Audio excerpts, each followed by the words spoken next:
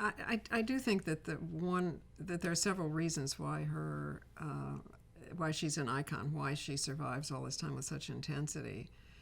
One is that she represents everything that men, at least immature men, want, which is a woman who is completely sexual, completely childlike, and not threatening in any way.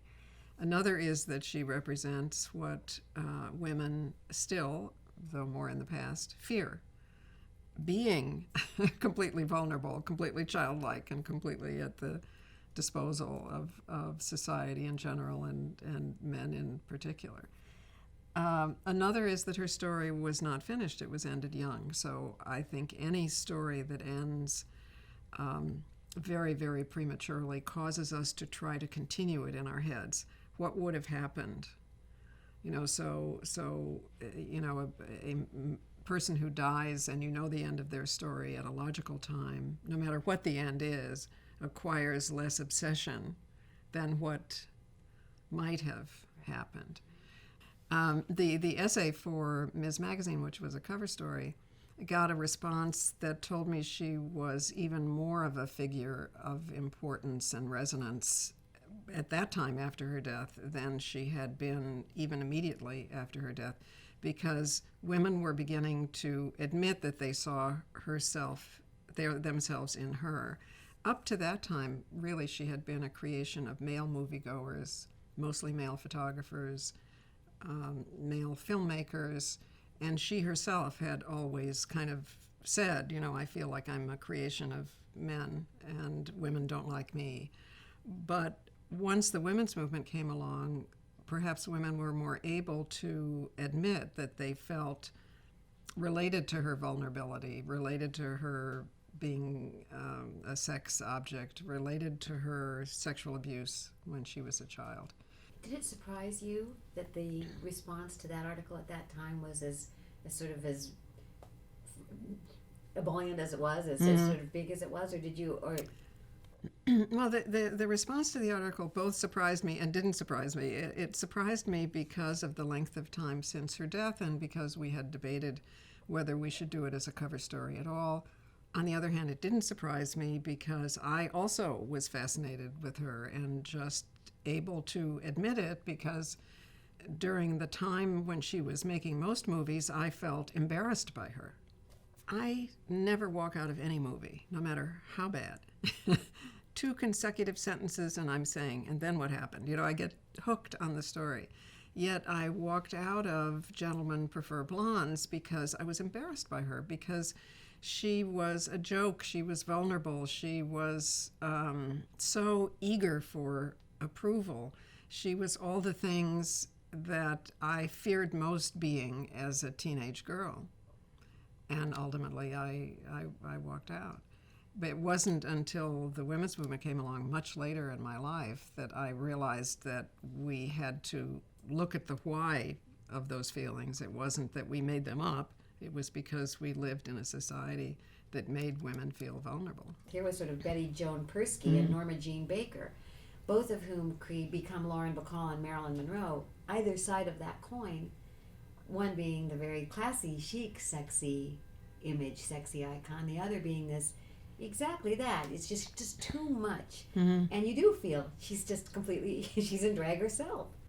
Well, it's interesting that men who are female impersonators don't try to do Lauren Bacall.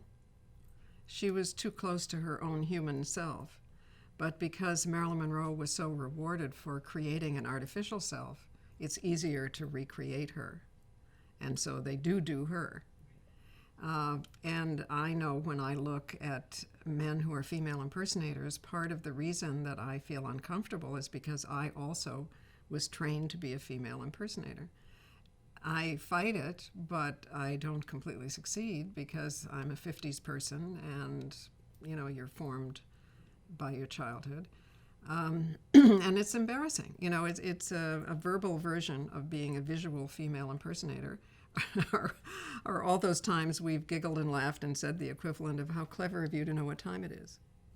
To just submerged our own intelligence, become an artificial creation. And that's what Marilyn Monroe was so rewarded for doing, that she could be her own intimate personal self, who had been an athlete, who loved to surf, who loved animals, who, a much more natural person. And certainly, yes. At the same time, she was also battling in herself this desire to better herself constantly, the desire to not be considered a joke, the desire to be taken seriously. The only difference between this state in which many women live of being different persona and multiple personality disorder is that we are co-conscious. We know what we're doing in each state. But it is almost as artificial to put on what society wants us to be and play roles of being a sex object, the perfect mother, the perfect whatever. And the big downside here is we may lose track of who we really are as unique human beings inside.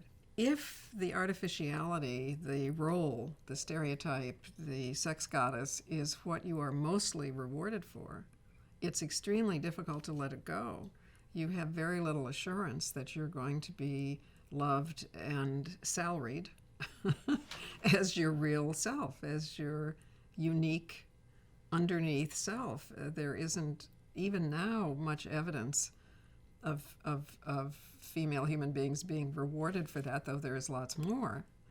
But there was much less in the 50s that formed Marilyn. Do you think she was rather canny about all of that too? I mean, I think she certainly used it. Well, I think canny comes with choice. And her choices were rather limited. She was a survivor, I would say, rather than canny. She, under pressure, had to survive and was reasonably well able to do that.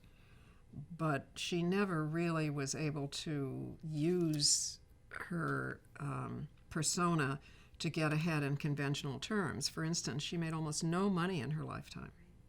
Everybody else profited off the $100 million that the films made, even had made at the time of her death. It happens to artists who are not recognized during their lifetime that people after their death make the money. But what doesn't happen so often is that while you are alive, everybody else profits off you. And that's what happened to her. She was a contract player. She was making less than $3,000 a movie when even her own co-stars were making 5 and 10 times that much because they weren't contract players. So even in her own lifetime, she was not able to use her fame and her accomplishments to gain security. She was still feeling that she could only have security by attaching herself to a man who represented it. It seems to me that as the generations have evolved, that young women today kind of know her and like her more than perhaps we did, or my generation did, or your Well, I think that young women today see her differently, and to me, the mark of that difference is Madonna, because Madonna came to public attention by imitating Marilyn Monroe, by dressing like her, looking like her, singing about her in a way. But the big difference is that Marilyn Monroe's fans that created her were young and middle-aged men, and who created Madonna's fans, or who created Madonna, were young women. And the difference is that that Madonna was not vulnerable. Madonna was taking these symbols of Marilyn and using them in her own control. She's nobody's victim. She's using them for power. So young women are so relieved to see a woman who can be sexual without being victimized by it. So they loved that. And her fans were mostly young women, just as Marilyn's were mostly older men. I mean, it's true of all of us, that how we know we have something to say is that we were listened to as a child. How we know we are lovable is that we were loved as a child. If those things were absent, it takes a long time to make up for them. And she really didn't have the much opportunity to help to repair her early damage. Yes, she was in therapy, but a lot of it was kind of Freudian therapy and questionable. And anyway, she was living in a society where there wasn't much support. What makes her so riveting for women, especially since the advent of the modern women's movement, say 35 years ago or whatever, is that we wonder if we could not have saved her by making a place where she could tell everything, because that's what we've done for each other.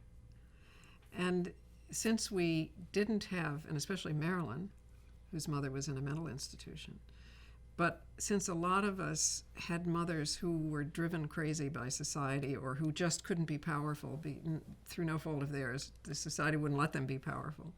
In some sense, we were motherless. What the women's movement has done is to allow women to become each other's mothers and to support and model and hope and praise and love each other enough so that we can begin to repair the early damage. So we wonder, all of us, if we could not have saved Marilyn's life.